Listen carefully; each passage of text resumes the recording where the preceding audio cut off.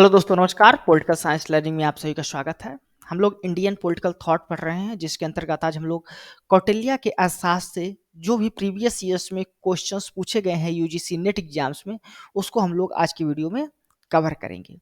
तो देखते हैं सबसे पहला क्वेश्चन। ये दिसंबर 2022 का क्वेश्चन है। क्वेश्चन में पूछा गया है कि what is the purpose of the Dandaniti according to Kautilya. तो कौटिल्य के अनुसार जो उन्होंने दंडनीति का प्रिंसिपल्स दिया है, उसका पर्पज क्या होता है। ऑप्शन है एक्विजिशंस ऑफ अनएक्वायर्ड, जिसको एक्वायर नहीं किया गया है उसको एक्वायर करना, प्राप्त करना। फिर प्रिजर्वेशन ऑफ द एक्वायर्ड, जिसको प्राप्त कर लिया गया है, एक्वायर कर लिया गया है, उसको संरक्षित करना, प्रिजर्व करना। तीसरा ऑप्शन है maintenance of the law and order with in the state, state के अंदर लॉ और ऑर्डर को मेंटेन करना। आर्गुमेंटेशन ऑफ द प्रिजर्व, जिसको संरक्षित कर लिया गया है उसको हमको बढ़ाने की कोशिश करना चाहिए। फिर fair distribution of the argument, जिसको आर्गूमेंट कर लिया गया है, बढ़ा लिया गया है, उसका फेयर डिस्ट्रीब्यूशन होना चाहिए, सही तरीके से वितरण होना चाहिए। तो इसमें से कौन कौन से जो प्रिंसिपल्स हैं दंड नीति के अंतर्गत बताए हैं कौटिल्य ने, तो पहला नंबर ए नंबर बताया है, बी नंबर बताया है, डी नंबर बताया है, ई नंबर। यानी कि जो एक्वायर नहीं है उसको एक्वायर करना, जो एक्वायर हो गया है उसको प्रिजर्व करना, जो प्रिजर्व कर लिया गया है उसकी मात्रा को बढ़ाना, और जिसकी मात्रा को बढ़ा दिया गया है उसको सही तरीके से डिस्ट्रीब्यूट करना। तो यहाँ पर जो आपका करेक्ट आंसर होगा ऑप्शन नंबर डी होगा, यानी ए बी डी और ई।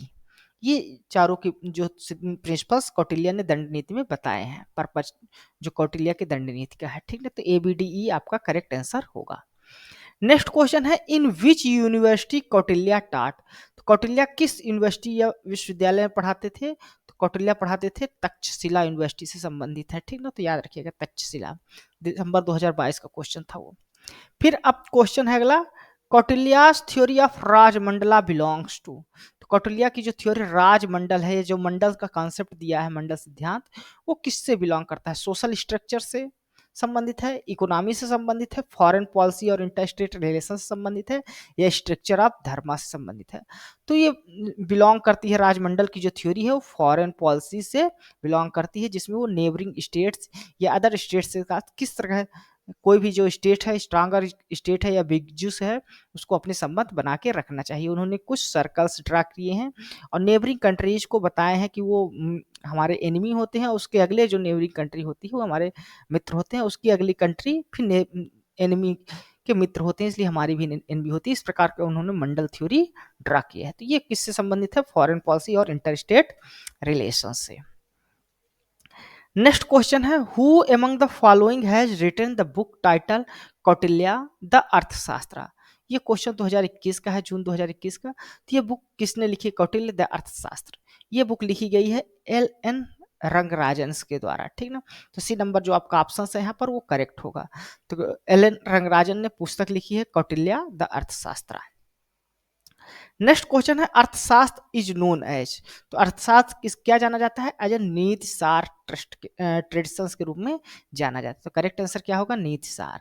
नीति सार क्या है, नीति सार एक इंडियन पॉलिटिकल फिलोसफी है, जिसके अंतर्गत जो वर्क लिखे जाते हैं वो डिफरेंट सब्जेक्ट में लिखे जाते हैं, जैसे स्टेट क्राफ्ट हो गया, इस प्रकार के सब्जेक्ट। तो ये नीति सार ट्रेडिशंस है एक प्रकार से। तो अर्थशास्त्र भी क्या है, जो कौटिल्य के द्वारा लिखा गया है मौर्यन पीरियड में, वो एक नीतिसार टेक्स्ट जाना जाता है। नेक्स्ट क्वेश्चन है हाउ मेनी प्रकृतिज of Mandal theory of the state are enumerated by Kautilya. तो कौटिल्य ने अपनी जो मंडल थ्योरी दी है, मंडल का सिद्धांत दिया है, उन्होंने स्टेट के कितने प्रकृति के बारे में बात की है, तो 72 प्रकृति के बारे में बात की है। ये 72 प्रकृति इस प्रकार से आते हैं, इसमें 12 किंग होता है, और सभी जो 12 किंग होते हैं उनमें प्रत्येक में 5 जो है तो एलिमेंट्स पाए जाते हैं। तो 12 और इंटू 5 जो होता है वो होता है 60, और 12 किंग्स जो हो गए वो मिला के टोटल 72 प्रकृति की बात करते हैं मंडल थ्योरी में कौटिल्य, ठीक ना। नेक्स्ट क्वेश्चन है which among the following statement is not correct in case of Kautilya. तो यहाँ पर कौटिल्य से संबंधित कुछ स्टेटमेंट्स दिए हैं, आपको इनको बताने हैं कि इनमें से कौन से स्टेटमेंट करेक्ट नहीं है उनके बारे में। पहला है, he was the first to make political economy an independent subject. वो पहले व्यक्ति थे जिन्होंने पॉलिटिकल इकोनॉमी को एज ए इंडिपेंडेंट सब्जेक्ट के रूप में जो तो अपने बुक अर्थशास्त्र में बताया, तो ये करेक्ट है। He propounded the theory of politics which dealt with immediate practical concern of polity. तो जो उनकी थ्योरी थी politics of theory of politics थी, वो प्रैक्टिकल थी, यानी प्रैग्मेटिक जो अप्रोच का उन्होंने पालन किया था अपनी जो पॉलिटिक्स की थ्योरी दी थी, तो ये भी करेक्ट है।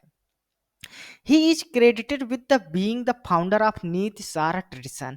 वो नीति सार ट्रेडिशन से बिलोंग करते हैं, उसके फाउंडर माने जाते हैं। तो नीति सार ट्रेडिशन से बिलोंग तो करते हैं, लेकिन उसके फाउंडर के रूप में कौटिल्य को नहीं जाना जाता, ये पहले से ही चली आ रहा था नीति सार का ट्रेडिशन। तो यहाँ पर ये आपका इनकरेक्ट है, तो यहाँ पर पूछा भी गया था कौन सा इनकरेक्ट है। और फोर्थ नंबर जो ऑप्शन था वो था, for the first time he emphasis the need for a strong political control in India. तो पहले व्यक्ति थे जिन्होंने एक जो किंगडम होता है, एम्पायर होता है, उसको स्ट्रांग कंट्रोल रखना चाहिए, उस पर एम्फेसिस देते हैं, बल देते हैं। तो ये करेक्ट, ये कौटिल्य के बारे में करेक्ट है। जो नहीं करेक्ट है कि वो नीति सार के फाउंडर नहीं थे, बल्कि उस ट्रेडिशन से बिलोंग करते थे। ठीक है, यहाँ पर करेक्ट आंसर क्या होगा आपका, C number option. Next question है, who said Kautilya's Arthashastra exemplify radical Machiavellism compare to it Machiavelli's prince is harmless. मतलब इस यह किसने कहा था कि जो कौटिल्य का अर्थशास्त्र है वो मैकियावेलिज्म का रेडिकल फॉर्म है, ठीक ना, ज्यादा खतरनाक है। कंपेयर टू, अगर मैकियावेली का जो प्रिंस से अगर तुलना करें तो मैकियावेली का प्रिंस कौटिल्य के जो अर्थशास्त्र का किंग है उससे कम हार्म मतलब कम नुकसान पहुंचाने वाला है। मैकियावेली का प्रिंस कम नुकसान पहुंचाएगा, जबकि कौटिल्य का जो अर्थशास्त्र है वो या किंग है वो ज्यादा नुकसान पहुंचाएगा। ये किसने कहा था, तो ये मैक्स वेबर का स्टेटमेंट है। ठीक ना। नेक्स्ट क्वेश्चन है, यहाँ पर आपको दो स्टेटमेंट दिए हैं, एक असर्शंस दिया है आपका, एक रीजंस दिया है। तो आपको बताने हैं कि क्या असर्शंस और रीजन करेक्ट है, और यदि करेक्ट है तो क्या रीजंस करेक्ट एक्सप्लेनेशन है असर्शन का कि नहीं। असर्शंस दिया हुआ है, Kautilya emphasise the need for a strong ruler. Kautilya जो है तो एक स्ट्रांग और मजबूत जो शासक है उस पर एम्फेसिस करते हैं, बल देते हैं, तो ये करेक्ट है। He was having acute awareness of dangers of anarchy as well as absolute necessity to establish order in society।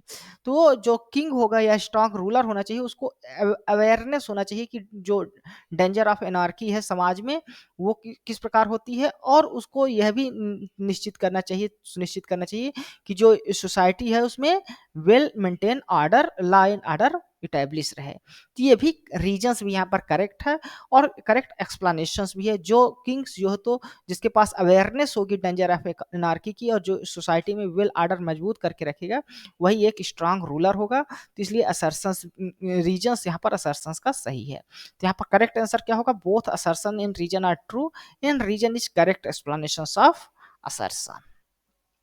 Next question है, how many ways to embezzlement of government money have been mention in the Kautilya's in Arthashastra. तो कौटिल्य के अर्थशास्त्र में धन का जो गबन है वो कितने प्रकार से किया जा सकता है, उसके लिए कितने तरीके बताए हैं भ्रष्टाचार करने के कौटिल्य ने। तो ये बताए हैं 40 तरीके, 40 मेथड्स जो है ना कौटिल्य ने अपनी जो पुस्तक है अर्थशास्त्र उसमें उन्होंने बताई है। नेक्स्ट क्वेश्चन है, which of the following is not an organ of Kautilya's state. तो कौटिल्य ने सप्तांग थ्योरी दी है, 7 ऑर्गन ऑफ द स्टेट्स के बारे में बात की है, तो उनमें से कौन सा इनमें से एक ऑर्गन नहीं है। स्वामी एक इंपॉर्टेंट ऑर्गन है, अमात्य है, दंड है, लेकिन उसमें वर्ण सिस्टम को उन्होंने नहीं डिस्क्राइब किया है।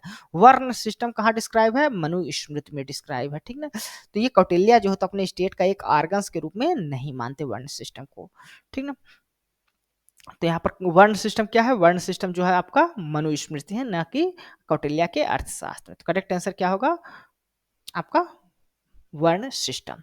नेक्स्ट क्वेश्चन है, इन अर्थशास्त्र how many department of the government find mention. तो कौटिल्य के जो अर्थशास्त्र है उसमें कितने गवर्नमेंट के डिपार्टमेंट्स के बारे में बात की गई है, तो 34 डिपार्टमेंट ऑफ गवर्नमेंट की बात कौटिल्य ने अपनी अर्थ पुस्तक अर्थशास्त्र में किया है। ठीक ना, तो डिफरेंट डिपार्टमेंट्स के बारे में बात की है।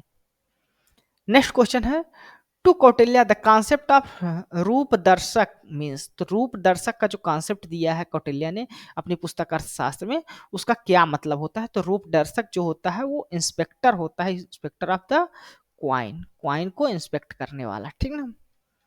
नेक्स्ट क्वेश्चन है which of the following according to Kautilya are the principles of good governance for a king. तो इनमें से कौन से ऐसे प्रिंसिपल्स है जो गुड गवर्नेंस के लिए जरूरी है, प्रिंसिपल्स माने जाते हैं कौटिल्य के द्वारा। Merging the individuality with duties, जो इंडिविजुअल है वो अपनी ड्यूटी को करे। Leading a discipline life with code of conduct, तो कोड ऑफ कंडक्ट साथ एक जो डिसिप्लिन लाइफ है उसको हमें करना चाहिए, ठीक ना। मेंटेनिंग लॉ एंड ऑर्डर, जो समाज सोसाइटी का लॉ एंड ऑर्डर है उसको भी मेंटेन करके रखना चाहिए, ये सभी किंग के द्वारा मेंटेन करना चाहिए, ये गुड गवर्नेंस के लिए जरूरी है। Replacing the bad ministers with लेखक, तो ये जो तो प्रिंसिपल्स नहीं बताते गुड गवर्नेंस के लिए कौटिल्य, ये इंपॉर्टेंट है लेकिन कौटिल्य के द्वारा इसको नहीं बताया गया है, ठीक ना। तो कौटिल्य ने 1, 2 और 3 यहाँ पर जो ऑप्शंस दिए हैं वही केवल करेक्ट है यहाँ पर गुड गवर्नेंस के लिए। तो यहाँ पर करेक्ट आंसर क्या होगा आपका, ऑप्शन नंबर बी जो होता है यहाँ पर आपका करेक्ट होगा। तो धन्यवाद दोस्तों, ये थे हमारे कौटिल्य पर यूजीसी नेट एग्जाम्स में पूछे गए प्रीवियस ईयर्स के क्वेश्चंस। यह वीडियो आपको कैसा लगा है अपने कमेंट्स के माध्यम से मुझे जरूर बताइएगा। साथ ही साथ आप हमारे इस वीडियो को लाइक करें, हमारे इस चैनल को सब्सक्राइब कर ले ताकि जो इस तरह की वीडियोज हैं वो आपको मिल सके। धन्यवाद, थैंक यू।